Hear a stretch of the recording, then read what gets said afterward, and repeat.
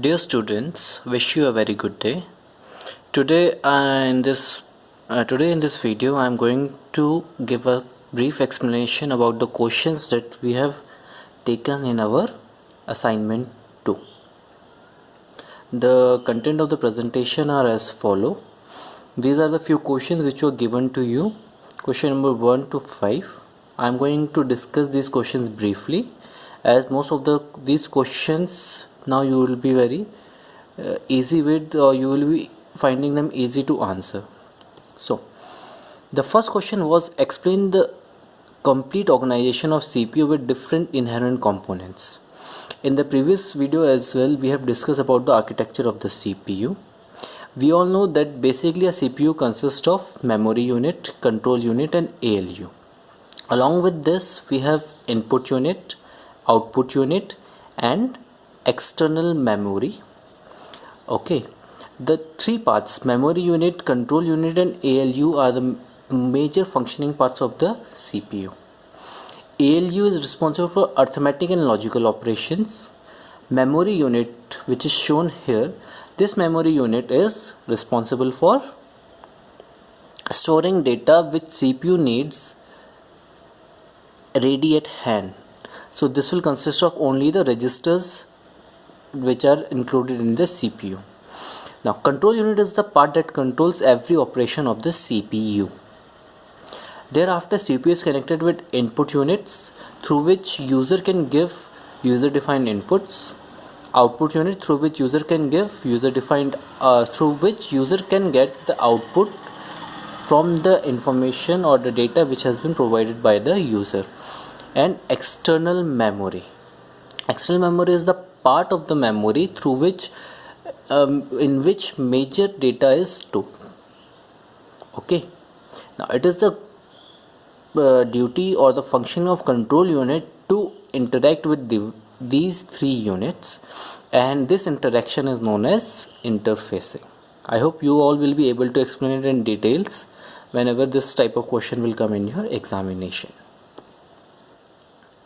Okay, the next question was, explain the various functions of CPU. Okay, this is a very easy question. Now we all know CPU function depends upon the type of instruction which we are giving to it. CPU can virtually perform any type of function depending upon its limitations. It can do arithmetic operations, logical operations, play videos for us, audios for us, can help us browse the internet and so on. But it depends upon the CPU architecture and computer structure.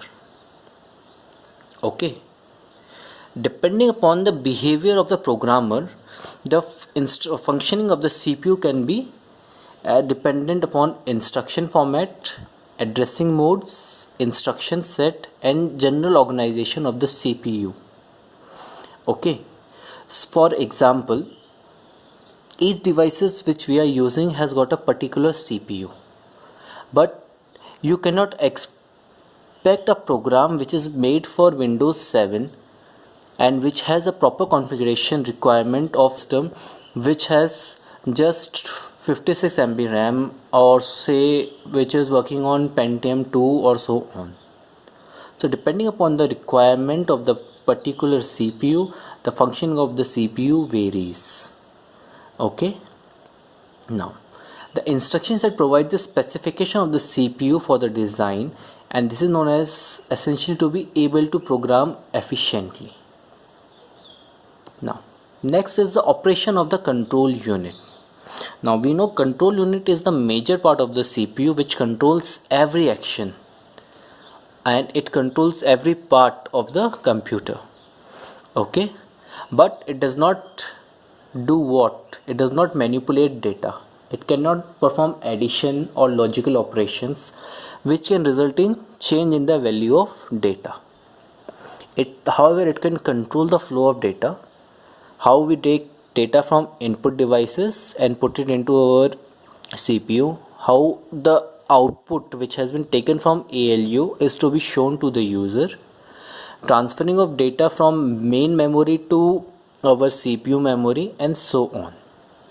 Okay, So the different functions of control unit are: it is responsible for controlling the transfer of data and instruction among the different units of computer.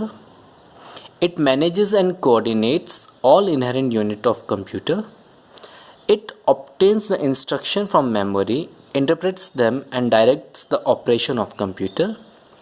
It communicates with input-output devices for transfer of data or results from the storage, and it does not, however, it does not process or store data in itself. Okay. Now the next question is operation of ALU with suitable examples. We know that ALU is arithmetic logical unit.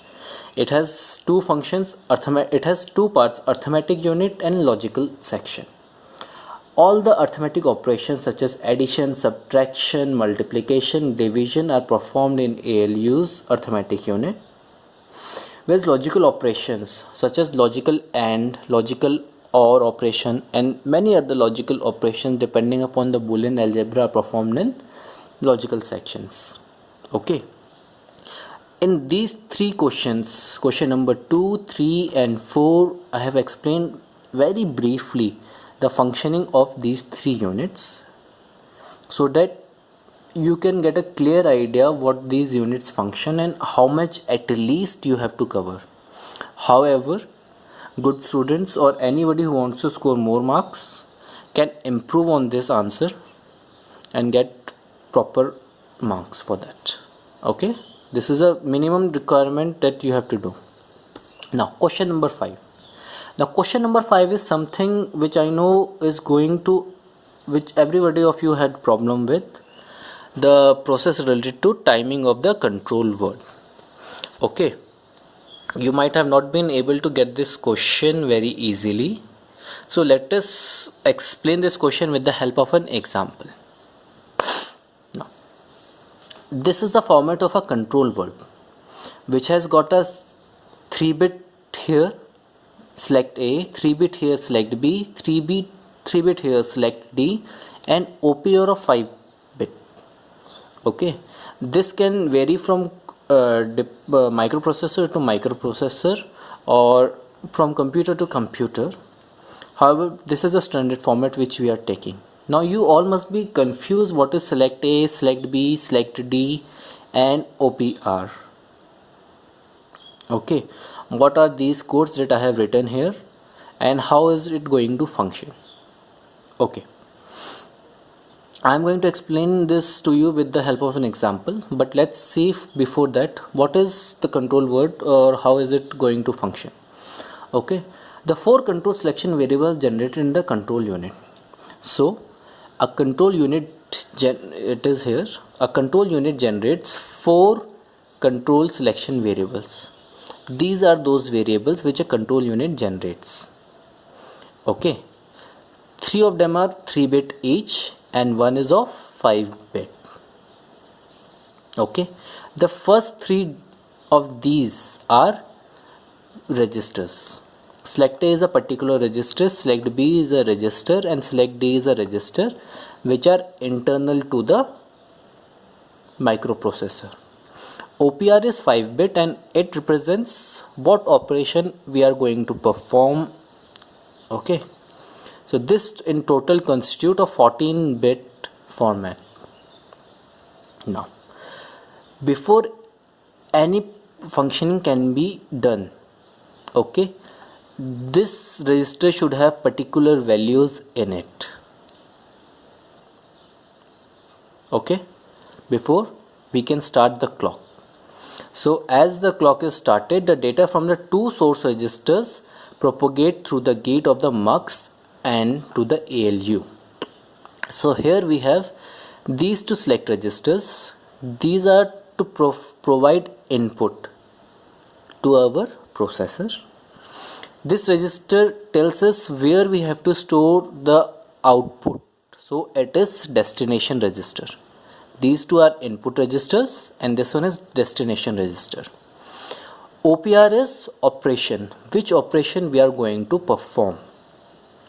Okay, now here I have written a few binary codes. These binary codes are 3 bit each representing a particular register. Okay, we have a few registers in a microprocessor. These are named register 1, 2, 3, 4, 5, 6, 7. These can be depending upon the last example which we had taken, 8085. So this can be registered B, C, D, E, F.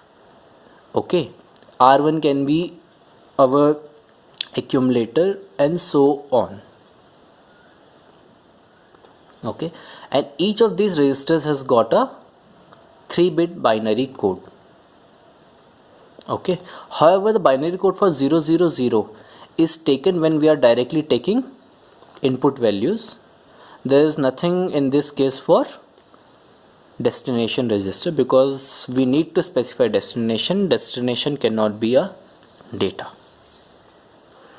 Okay, now we know different last time we have seen different functions like move a or mvi something, add. These type of commands we had seen in last video lecture. So in the same way, here are few operations which microprocessor can perform, like transfer a, increment a, add a, b. So each of these operation has got a 5-bit code which is going to come in this part. Okay, now let us see with an example how a control word functions. Now I want to perform an operation that is R2 minus R3. So data of register R3 will be subtracted from the data of register R2, and the result of this will be stored in register R1.